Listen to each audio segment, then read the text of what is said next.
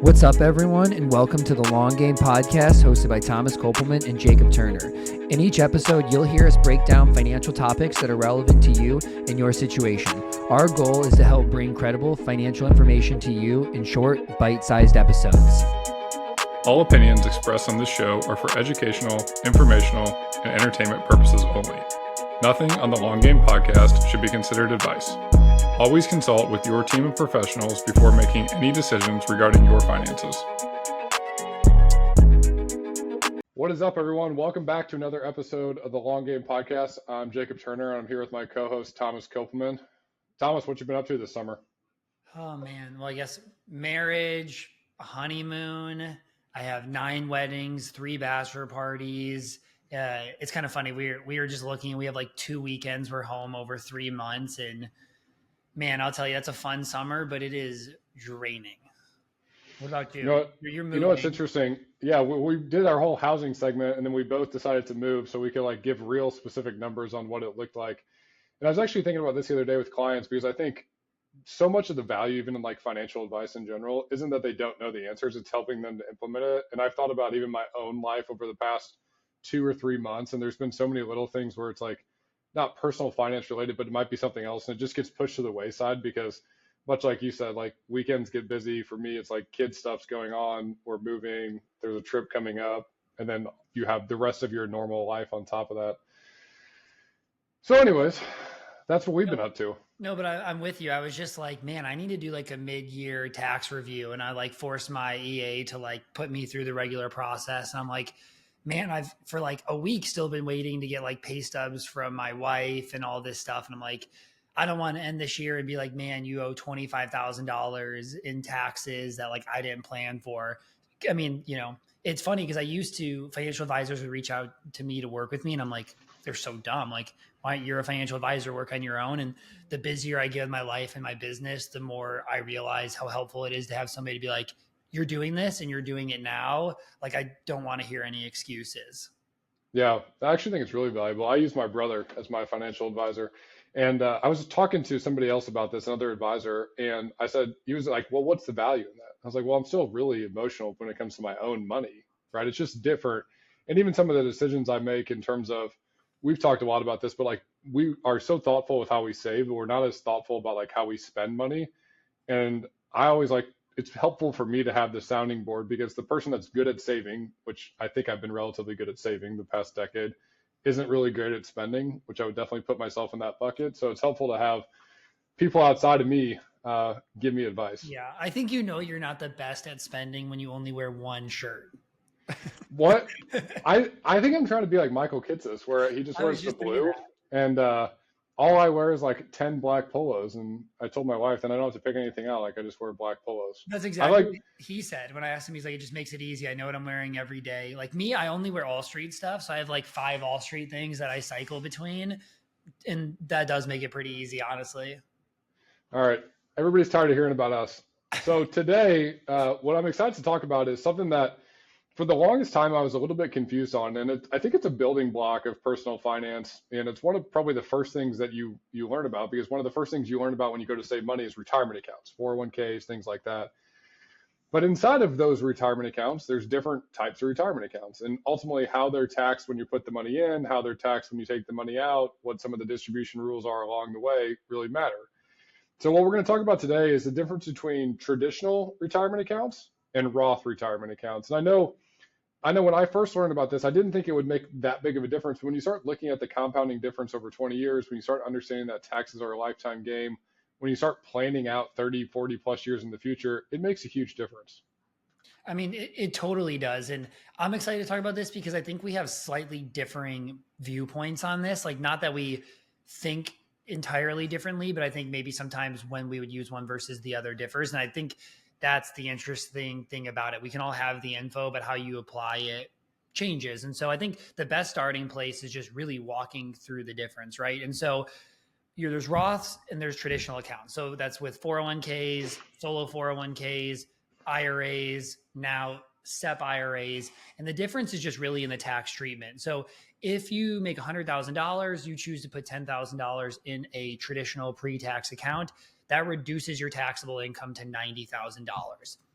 Obviously, it doesn't save you 10,000 on taxes. That saves you 10,000 times your marginal tax rate. So let's say 24% tax bracket, you save $2,400. But save isn't even the right word. You deferred $2,400 technically, right? So what happens is this money gets invested, it grows tax deferred. You don't pay taxes on dividends, interest, capital gains. You can rebalance, etc. But when you take that money out, you are going to pay income taxes. What rate is that going to be? Who knows, right? I think that's part of the reason why some people like Roth is they hate the uncertainty of what the future tax rates could be. But what we do need to understand is you're deferring at your top marginal rate, and then you're withdrawing through brackets. So let's say you're 60, you have no Social Security, you have no other income, and you took out $100,000. You're going to have some at zero because there's standard deduction. Then you have 10, then you have 12, and maybe you touch 22. So you might have an effective rate of, let's say, 13% right there, and you deferred at 24. In that situation, you're like, oh, that's pretty good. I'm paying less in tax. And then you have the Roth side of things, which is all about putting money in post-tax. So you're saying, I don't want the deferral. I'm going to put money into this account. It's going to grow tax-free forever. And I don't have RMDs. I don't have to take any money out. I don't have capital gains. And so all of that growth comes tax-free. The big difference is one's pre-tax, you take a little bit extra home. And this is then the argument of like, well, hey, why would you do Roth? You can get more dollars in. And if you do, in my arguments, well, hey, if you do pre-tax, you save a bunch, your paycheck is actually larger. But just in the basic point, Roth money grows tax-free. You can use it tax-free, and there's no RMDs at all down the line. Yeah, I think, for me, the way I would kind of put a bow on that too is I think Roth gives you more optionality in the future, and it helps to cover some of the potential uncertainty in the future versus the traditional is going to give you more certainty right now, right? Like you're going to get whatever that tax deduction is right now up front, but you're also most likely increasing your uncertainty in the future. And I think one of the interesting things to think about here is I think one thing we both try to do with all of our clients is we try to educate them for them to make really good financial decisions.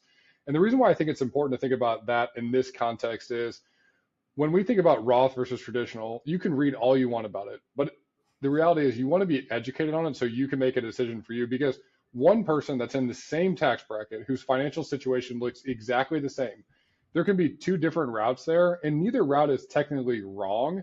It's just you're either basing it off of like, I want the certainty now, in my opinion, versus I'm good with like having a little bit more uncertainty now, but I want the certainty to know what I'm going to have control of in the future. Yeah, which is always interesting to me because we just talked in the episode with Taylor about why you're not a fan of annuities, which have certainty, but a lot of people then choose Roth because they like certainty. And this is where I think our viewpoint differs is on the like optionality side. A lot of people think Roth gives you more options, and I can see that side of it. But I also can see the side where traditional gives you more options because of the flexibility to do Roth conversions at the period of time that you want, right? So like a lot of our clients today, they might be 37% bracket, high state brackets. Let's say I have a ton of clients, 50% marginal bracket. They can choose to say, I'll do Roth, I'll lock in that 50%. Or they could say, I'm going to defer at that 50%.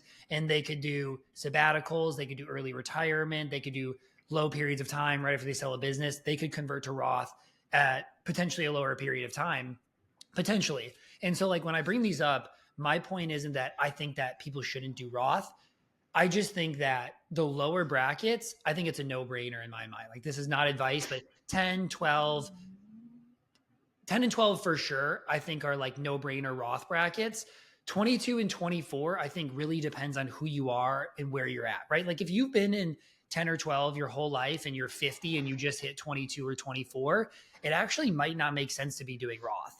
If you're 25 and you're already in the 24% tax bracket, I think it probably does because you want to look at that future earnings. And so for me, I would say if I was looking at a client with my income, my tax bracket, and they were 45, I would not tell them to do Roth. Ideally, they would have done Roth early on. They would have built that up. And now we'd say, hey, this is your higher end. We might not go any higher depending on what the future looks like. Let's defer today. But for me, when I'm pretty young, I want to have Roth money and I want to have Roth money compound for 40 years. I think if I was in my 40s is right when I would switch that to be pre-tax. but I'm okay paying a higher tax rate today, because if I don't, then that means now from 28 to 60, I'm going to max out pre-tax every single year. In all likelihood, that probably isn't going to put me in a better spot because of those RMDs coming down the line. I think this is what people don't understand is you are required to take distributions from these accounts at a certain age. It might be 72, and it looks at your life expectancy. So if at that period of time, it's basically like, hey, 20 years, it pretty much divides 100 by 20, and you have to take out about 5% of that account. So if you've deferred a ton, it's grown a ton, you have $10 million, and your Social Security and your dividends and capital gains, et cetera, from your taxable account gives you enough income, you don't have a choice. You have to take that RMD, which is going to push you into higher tax brackets, can cause Social Security to be taxable. It can lead to a lot of problems.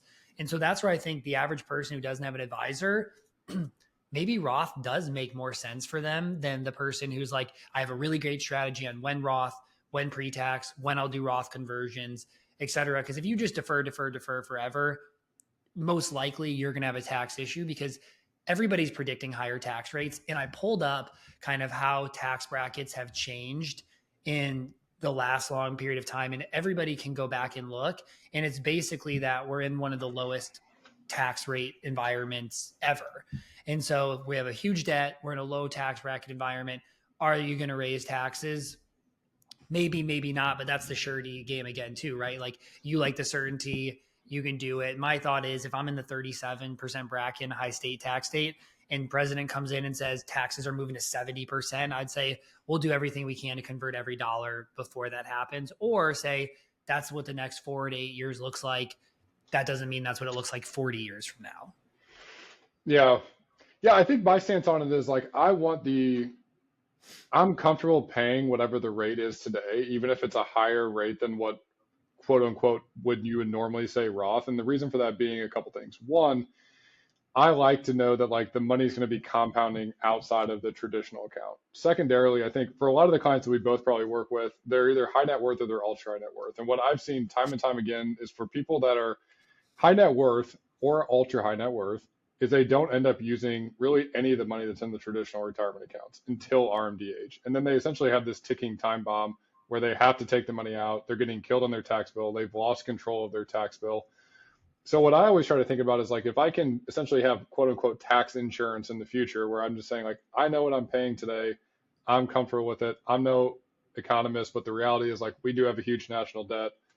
There's probably one way for us to get out of that. It's most likely by raising taxes. That's not financial advice. I don't know if we're actually going to raise taxes.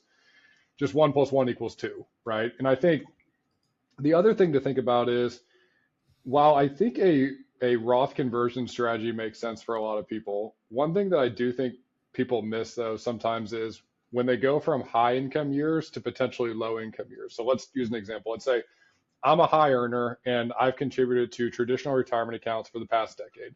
And now I'm going to go from being this high earner to I'm going to take a sabbatical. I'm going to go do some consulting on the side, but I'm not going to have my main thing anymore. Either sold my business, my contract with sports ran out, whatever it may be. I'm not making millions of dollars anymore. I'm making a little bit of money over here.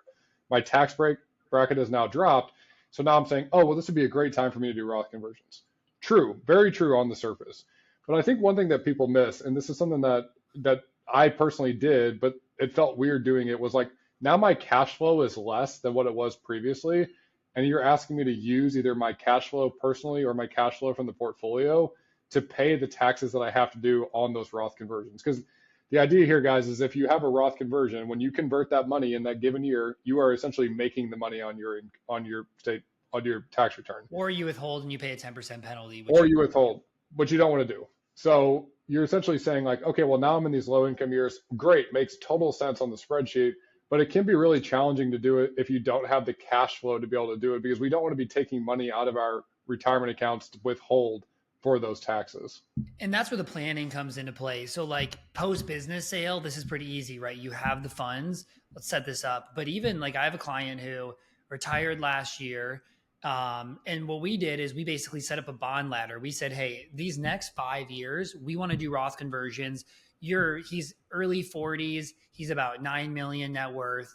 And let's say about 6 of that is in a taxable account. All the rest is pre-tax. So if you just think about 3 million pre-tax at 40, what's that going to look like at 70?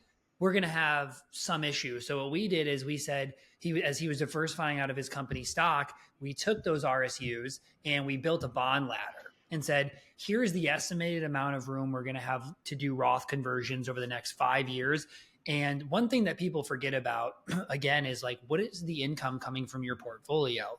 Even if you have a very tax efficient portfolio, like our portfolio is very tax efficient. If you have $10 million, you're still going to have 150,000 plus without any bonds, right? Like there is going to be an income yield. All of this is going to flow through your tax return. So you might not have as much room as you want. But either way, we planned this through prior years through setting up a bond ladder, one for income for all those years, because he was like, I don't want to go back to work. And those first 3 to 4 years are a big risk if the market drops. So we had enough carved out in a bond ladder at really attractive rates to cover Roth conversions and yearly expenses. And that set it up to be really easy. Income was coming in, boom, let's go do the Roth conversion at the end of the year and pay the taxes. But I do think the psychological part is important, which is why like I spend a lot of time with my clients when we're making decisions to do pre-tax of educating them that we are going to do this down the line. Here's why, and here's how we'll plan for it.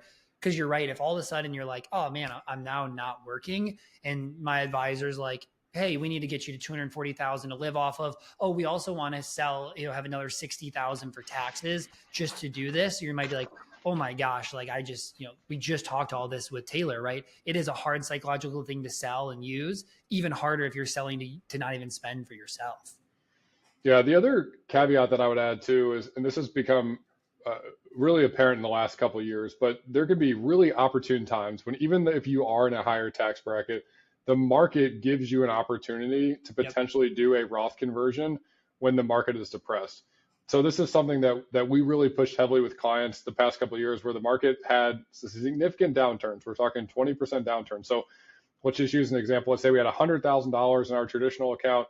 We had a 20% downturn. We now have $80,000. Okay. If we convert that money when it's at $80,000, that depressed market value, into our Roth IRA, we're going to pay taxes like we made $80,000.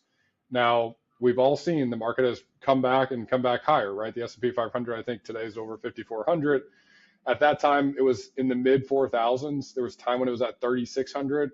So if you would have converted at that time, even if you were in the higher tax bracket, the percentage that you're going to gain by doing it when the market is depressed, I think can make a big difference. And that's one of the things where that's what I'm always looking at outside of just the tax bracket. I want to know, like, if I look at my lifetime tax bill, if you're telling me that I could save what's called $1 million in lifetime taxes by doing this conversion now, even if I'm in a higher tax bracket, and I go through all the different scenarios, it might still make sense to me. And that's where I think it goes back to, there's not a right or wrong answer here. I think, Thomas, you and I both feel the same way. We want our clients to pay the lowest amount legally they can in taxes. But the reality of that situation is it's different for everybody. There's no buttons that we can push in where it's like, if we just say 2 + 2, that equals 4 for every single person. It doesn't work like that, right? You have to be confident, comfortable, educated to make a good decision for where you're wanting to go in the future. But ultimately, that depends on like a million other factors too. Totally. And I think I really do still want to hit on this point of like marginal versus effective, because I think this is confusing to people. I think people just say like, hey, I'm in 24. In the future, I expect to have more money and more income, so it's going to be higher. But the effective rate really matters. So I'm pulling up Rate Capital just to throw something in here and basically put like, let's say I have $1 million of income.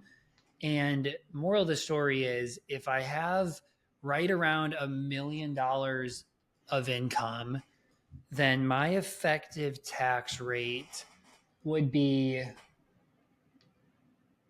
29% would be my effective federal rate. So if you think about somebody right now in the 37% bracket deferring, and then they have a 0% income period of time and they convert $1 million, they'd pay an effective rate about 9% lower than that rate that they deferred. And that's what really confuses people. I think the number is almost $2 million of income before you start to hit that 37% effective rate. So, but again, I do think, we think about this very much the same, and it is very situational too. Like there are some people where, I have a client who we're doing Roth because they're not going to have any room for Roth conversions because he's 55, he's super high up, he makes a stupid amount of money, and he's like, I don't have to work that hard to make millions of dollars a year. Why would I ever retire early? Like, I love what I do. that person should not be setting up a strategy to do Roth conversions because they're going to have no time to do it.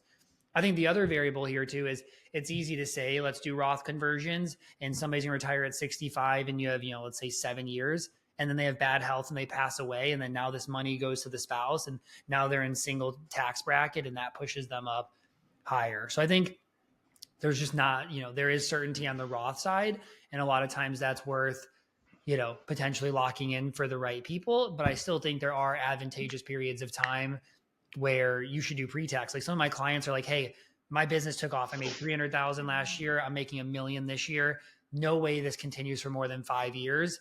Great. Let's defer everything we possibly can while you're in this bracket, because the likelihood of you having this income for more than a short period of time is low. Like you talked to an athlete, right? An athlete is a perfect time to say, hey, can we do, if they have solos, can we do 69,000 into here? Because we know we'll probably be out in our early 30s, and they could do such a small amount of Roth conversions a year and fill up low brackets. Because like you said in a different episode, like most athletes think they're going to retire and they're going to go make really good money doing something else. And that's just not the reality. It takes a long time to build.